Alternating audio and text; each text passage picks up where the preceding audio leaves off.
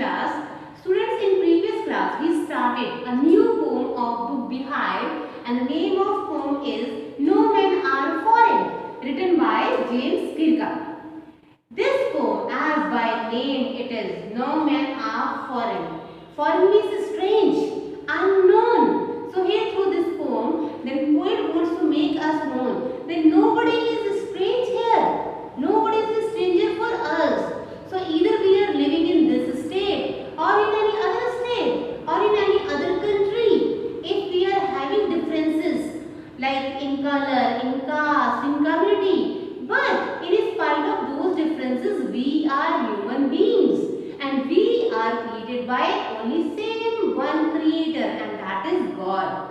So here we are not having a right to make any differences between among people based on the caste, color, religion and community, because all we are same, so we should treat each and everyone with equality.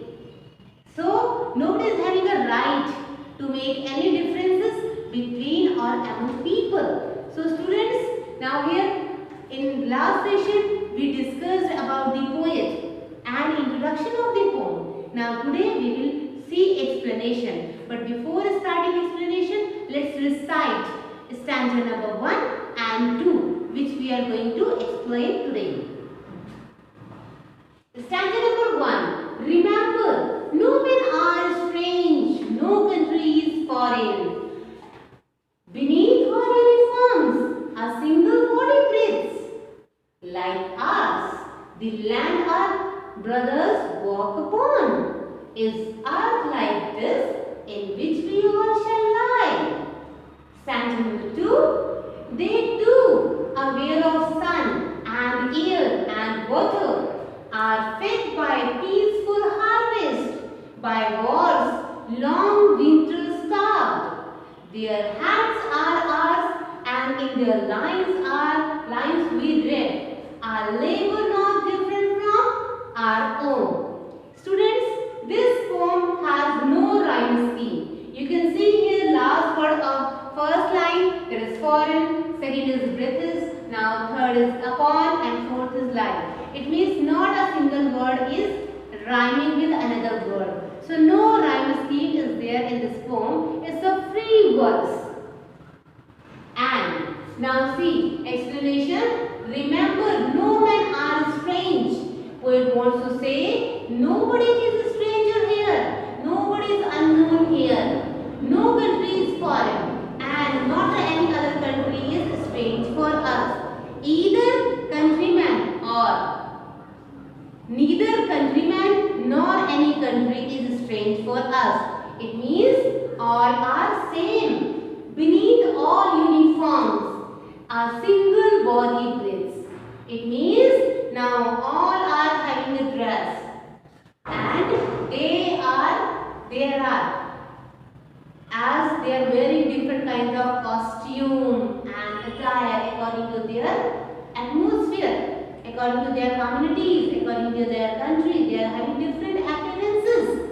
But here under that body, under that uniform, that body which they have, that is same with everyone. So actually beneath all uniforms, this uniform has compared with the uniforms as this is used in different organizations, like as uniform is a dress which is given to students or sometimes employees or sometimes persons belong to the same association to give them similarity, give them equality, so that they would not create any differences among people. So here poet has given a comparison with that uniform with those dresses which are used by people of different communities or different countries. So here this beneath all uniform, this is an example of metaphor. Metaphor is a poetic device which we use when one thing is compared with another. So students, now we want to say that here if we are using different attires, different appearances, different dresses, but all we are same. Like ours, the land are brothers walk upon. And one more thing, student, here in second line, in body and breathes, means B is repeating, B letter is repeating, and as I told you many times, repetition of letters is called alliteration. Alliteration poetic device is there. And another line now, like ours and like us, all other people who are living in other countries, other communities, or in other states of our same country, they are like us. So here like word is given, and as you know, then simile, here poetic device is simile, because if one thing is compared with another thing, and as like so words have given, so there we can say it's a poetic device simile. So here simile is present. So poet want to say, then here those people who are having different dresses, and they are wearing different dresses, and they are living in another or other areas, still they are our brother. How? Because they walk upon is earth like this.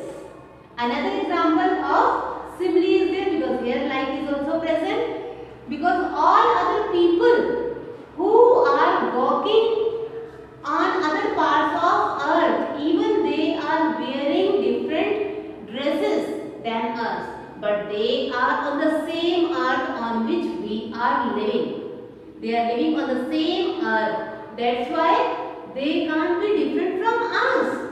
So we and those people are same, in which we all shall die, and we are also living on the same earth. So how can we say that they are different from us? Because maybe they are different in attire, in appearance, in colors, in communities, but in spite of all these differences, they are living on the same earth where we are living. So in that way, they are same, like us. They can't be different from us. So here, through this poem, through this stanza, the poet want to say, we all are human beings. We may belong to different religion or caste. We may have different colors. We may speak different languages. But above all these, we all are only human beings. All the differences don't matter, as we are brothers. We share a common land upon which we all walk, we all do our respective work. We all live and survive. So, and the end of our lives, we all shall lie on the same earth. So here today we are living on the same earth, and one day we have to leave this earth. So that is this process is same for everyone. So students, through this first stanza, the poet wants to make us known that here, in spite of having differences between based on the dresses or attire or appearances, all people, no matter they are living in different corners of the earth, but they are like, they are same. Stanza number 2. They too aware of sun and air and water. Now air and water means again repetition of a letter is there, means again one more example is there of alliteration. Are fed by peaceful harvest, by wars long winter starved, and those people whom we are considering they are different from us, they are living far away from us, and they are living in another country, they are living in other parts of the earth or our country or of the world, but they are also using and enjoying the same sun and air and water. All these natural resources are same for everyone, and they are fed by peaceful harvest, and they are also fed by the harvest. They are also they are taking edibles like us, and the process of living, surviving is same. It means as we have to feed ourselves for survival. Thereby, it means that if we are hungry, if we will not take anything, if we will not eat anything, we can't survive for a long time. So this thing is not only for us, this is for everyone in the same way. And by war's long winter starve. And as we read sometime in our history, many times because of war, because of many problems, then people have to face starvation.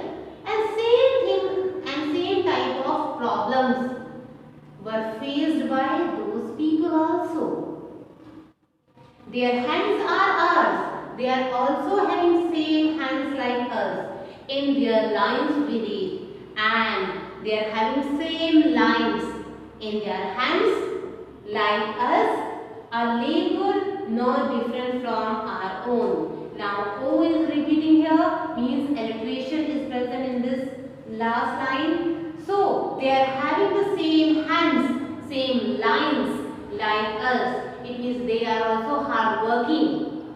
They are doing great efforts to earn their livelihood, to earn money and to get food. It means as if we are doing a lot of hard work. So same thing they are also doing. Each and every person has to do hard work. They get the crops and the eatables from the field as we do. They like peace as we do. During the war, as they have to face hardships and they die due to starvation as we would have. So there is nothing like foreigners because all the things go parallel. They use their parts of hands to get the things done as we do, like us. They also speak to communicate with one another. So where does this strangeness lie? Where do the foreigners lie? Where are similar? Now we are similar in every respect. Therefore, now here poet stresses that there is nothing as to be called strange or foreign. So we should not use this word for any person because all are same in this world. So through these two stanzas, poet wants to convey a message that all people are same on the earth and we are not having a right to create any difference among people. So students, today we have read these two stanzas, stanza number 1 and 2. I hope you have understood the explanation. Now revise these stanzas in next class. We will read stanza number 3 and 4. Till then, take care of yourself. Thank you.